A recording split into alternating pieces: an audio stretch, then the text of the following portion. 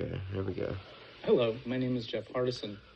You know, in corporate America today, probably the largest single expense that any business has is its payroll. So I thought that it might be interesting to kind of talk a little bit about how time cards actually get translated and become checks, that process and how that happens. It's actually less complicated than I thought. I had a friend of mine who was a CPA kind of go through the process for me.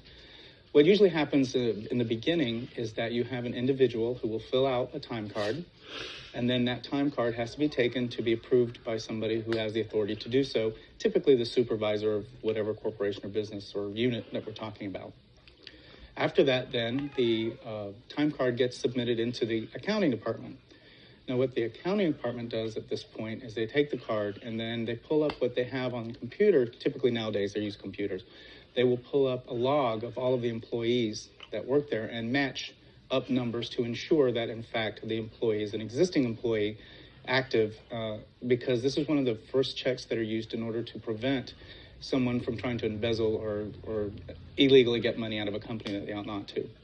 Once that's been done, then what happens is that they then input the number of hours that the individual has had into what they call an automated payroll system. So they pull up specifically a kind of program, a computer program, that you then feed in that employee's number with the hours. And what's really nice about the computer programs is that it will automatically do all of the tax work for you.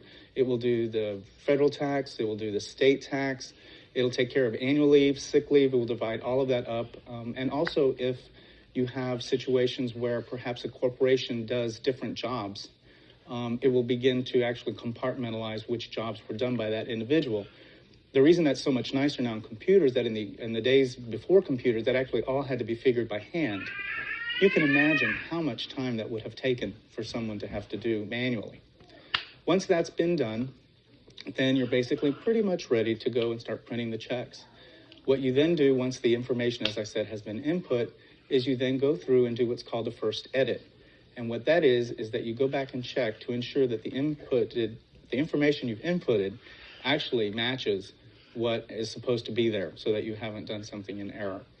Then you go to the printer, if that's where you do it. Some corporations now do not actually print their checks in their own place of business. They'll often have another corporation or other business handle that. But for those that do, you would then go to the printer, and then you put your checks in, feed it into the printer, and then basically hit print. Then all the checks come through.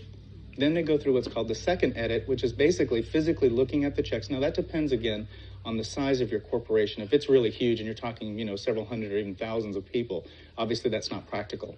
But if it's a smaller corporation or business and you can actually do that, they'll do what's called a second check, which is to ensure that every check that's been printed was in fact the check that needed to be or matches up to what all of the employees have done. After that, someone is usually delegated to tear them apart, put them into an envelope, it's distributed to everybody, and happy hour hits and everyone's happy.